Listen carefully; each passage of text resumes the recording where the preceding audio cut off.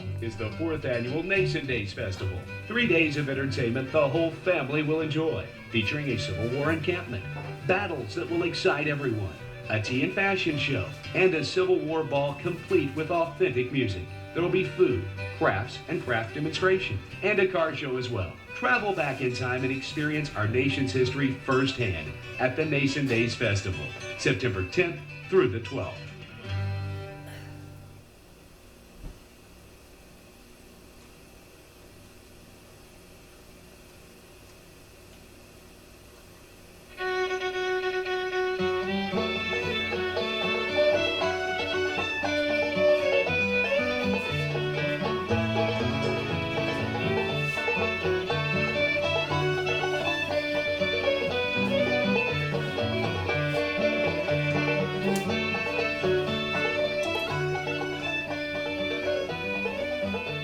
Most of you, when you think about the Civil War, you think it was some war that was fought over on the East Coast. You've all heard of the major battles that were over there. Nobody's ever given us credit from Southern Illinois as having anything to do with the Civil War. You all know what the Civil War was, don't you? And that was the Great Rebellion, in which was unlike other wars, the North fought the South. And I was born in Jackson County by Murfreesboro, Illinois in 1826. And at the age of 25, I moved to Franklin County to Benton, Illinois. You've all been to Benton, Illinois, haven't you? And I began practicing law there. And in 1858, after I was married in 1855, I became a U.S. congressman to move to Washington, D.C. And we did not want the South to secede. And the other issue, which came along later, was the issue of slavery.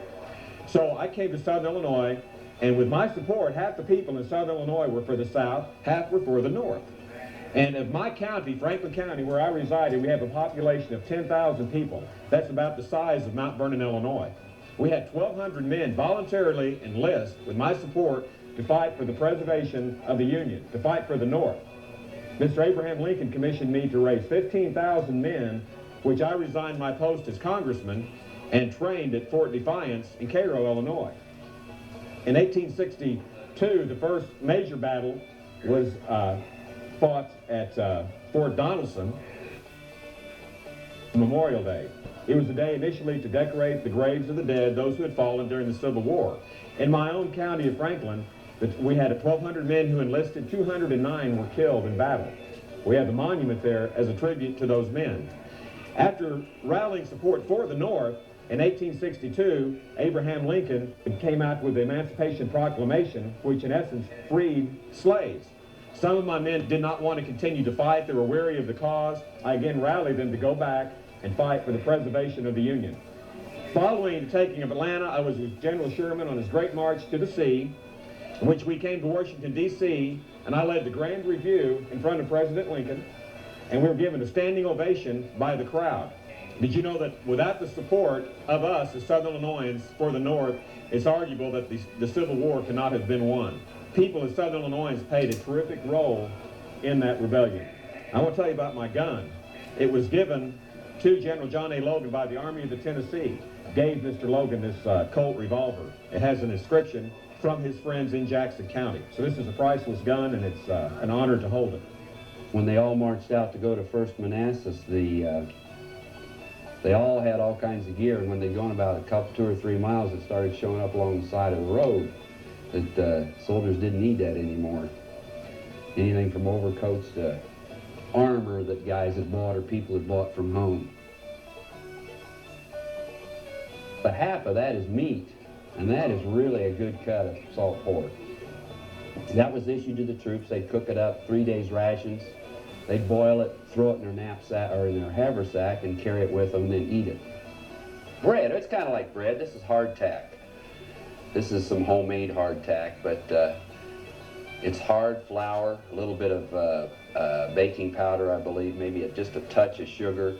This is a lot softer than what you would have in the field, and this doesn't have any bugs in it. A lot of times this stuff would sit around in warehouses, and we've got the start of a real good week's meals here. We've got onions, we've got salt pork, we've got apples.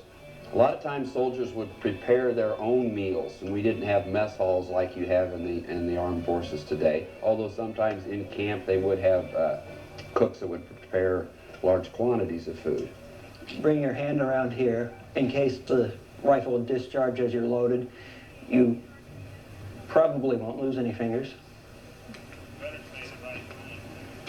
Then you pull the ramrod, ram it down, return it. Again, you use your pinky in case it fires. Then you take a percussion cap. It's one of these little things here.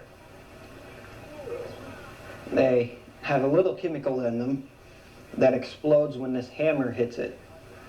And it shoots a fire down through a little hole in here, and it sets off the powder and shoots the bullet like this.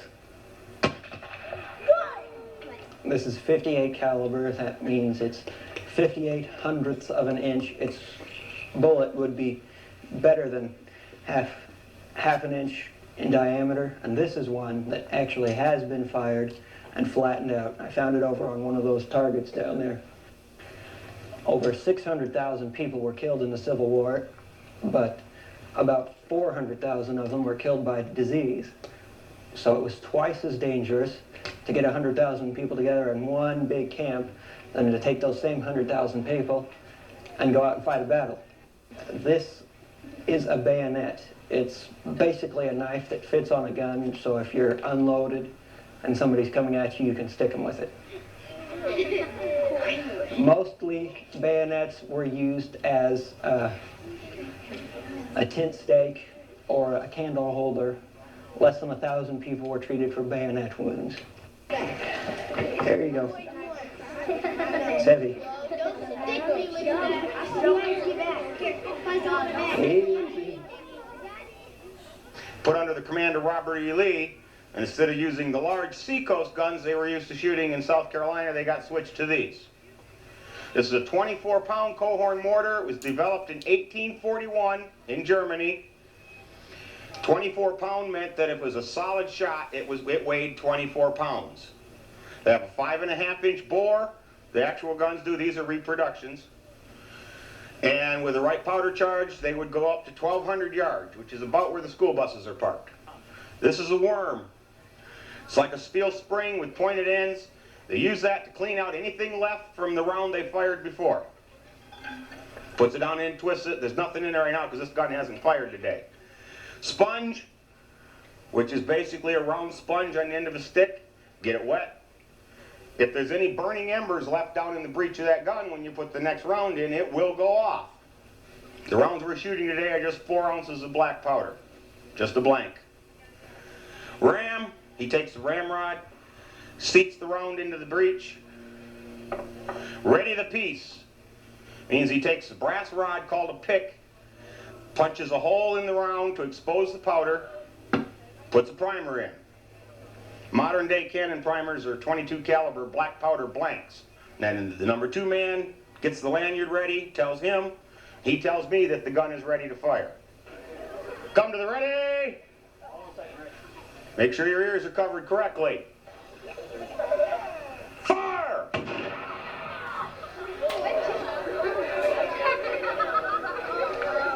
Because we don't have a wash and dryer or a dishwasher, the gals do all their dishwashing here. All of our meals are cooked on our open fire. We had, like she said, biscuits and gravy this morning. And that was a typical breakfast if we could get it. The ladies were allowed to bring hat boxes, their clothes, heavy trunks.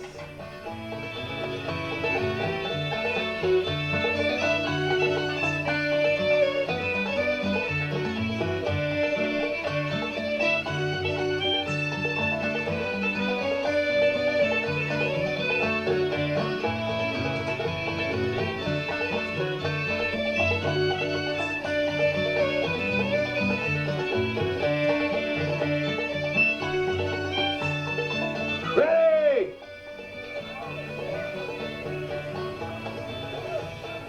Fire!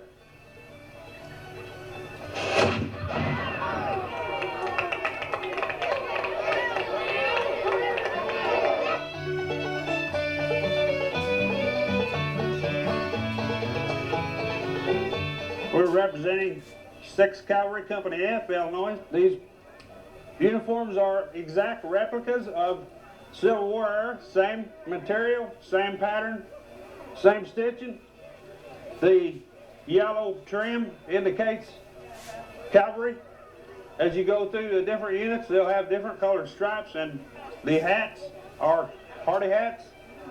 They have sabers indicating cavalry. This particular saber is exact same length and width as Civil War issue. The belts and shoulder harness for the saber are Civil War era, as well as buckle. The soldier also had a 36 caliber Colt Navy revolver version, black powder, 6-shot. The horses are equipped with duplications of tack. This saddle here has more detail. It is a officer's McClellan. Both of them, all three of them are McClellans. It is padded. The enlisted soldier saddle is not padded. That is rawhide. The average weight of a fully tacked cavalry saddle is 55 pounds. Come over on the other side, see, and do the same thing. Brush the impurities of that steel from the surface. And when I brush that steel with that brass, it'll transfer the brass into the surface of that steel. Then we'll quench it there in the water, seal that brass right into the surface of that steel. See, you can watch it here now. It's beginning to turn. You can watch it. See, every time I stroke it with the brush, it's getting brighter and brighter and brighter. And it will keep doing that as long as it stays about that heat range. The fans would be used like this, especially for balls, if we're very dressy affairs. This is made of ostrich feathers. This one is a wooden one. These are sharpshooters. And because there was no air conditioning, the only way you could keep yourself cool during that era is to fan yourself. And so this would be more of a day fan, where these would be for evening. A long time. And I can attest to the fact, now I'm also, one thing that we don't have out here, wearing a corset. Were you familiar with the way women would wear corsets and they would lace them up in the back? I am wearing one of those. And you would try to tighten them up as much as possible to get your waist really, really thin. They say even young girls at a very young age would start wearing corsets. And even like a 5-year-old girl, that they would start wearing these because it was very fashionable to keep yourself very, very thin. It can also be very uncomfortable and not healthy. It shows women really tightening them in and in until their waist got really thin, could even distort their ribs a little bit. They are milking shorthorns. They're milking shorthorns. Are